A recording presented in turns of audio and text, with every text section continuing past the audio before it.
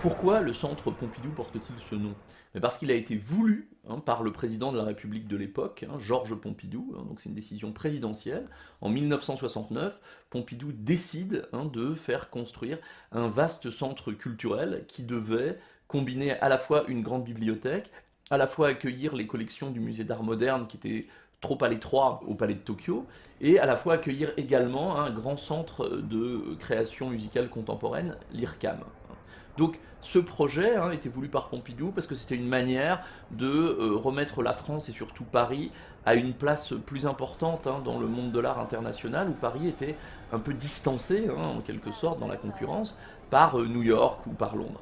Il y avait une deuxième raison majeure, c'était qu'il fallait utiliser un grand espace dans Paris, au cœur de Paris, qui était ce plateau Beaubourg, qui était un vaste terrain vague qui servait essentiellement de parking, alors que c'est dans un des plus beaux quartiers de Paris, à 2 pas du Marais, tout près de l'hôtel de ville et du quartier des Halles. Donc ce grand chantier voulu par Pompidou, c'est le premier d'une série qui aura avec des successeurs de Pompidou, qui l'imiteront et qui eux aussi lanceront des grands chantiers à Paris, comme par exemple François Mitterrand avec la pyramide du Louvre.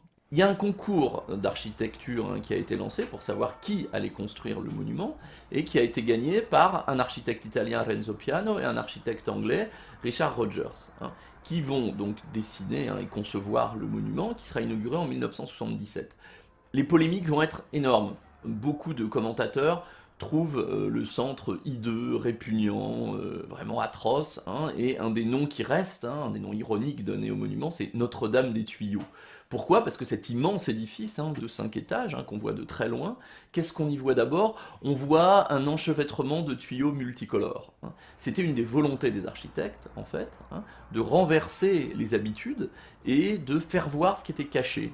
Donc de mettre à nu toute la machinerie qui existe aussi bien dans des édifices publics que dans des édifices privés, donc que le visiteur, le spectateur, soit au cœur d'un lieu totalement transparent, qu'on voit. Alors, les couleurs peintes par le peintre Gérard Fromanger sont différentes selon l'usage des tuyaux, que ce soit l'eau, l'électricité, etc. Par ailleurs, le concept même du lieu, c'est que c'était un lieu qui devait être entièrement gratuit.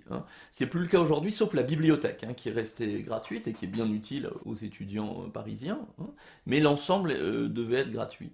Ce qui était aussi très important pour les concepteurs du lieu, c'est que ça devait être un musée, donc un espace de conservation pour l'art du XXe siècle, mais aussi un espace d'art qui soit directement connecté à la vie artistique contemporaine, donc qui ait une action, une influence directe. C'est ce que permettent les expositions temporaires, qui sont toujours un grand événement encore aujourd'hui, et qui permettent de mettre en avant des artistes souvent vivants, contemporains, et de jouer un rôle dans la visibilité de l'art et dans les grands courants du monde artistique international.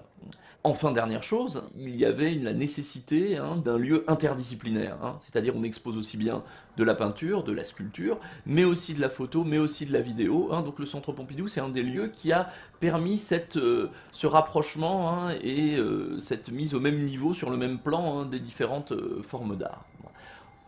40 ans après, on peut considérer que le Centre Pompidou est un succès total.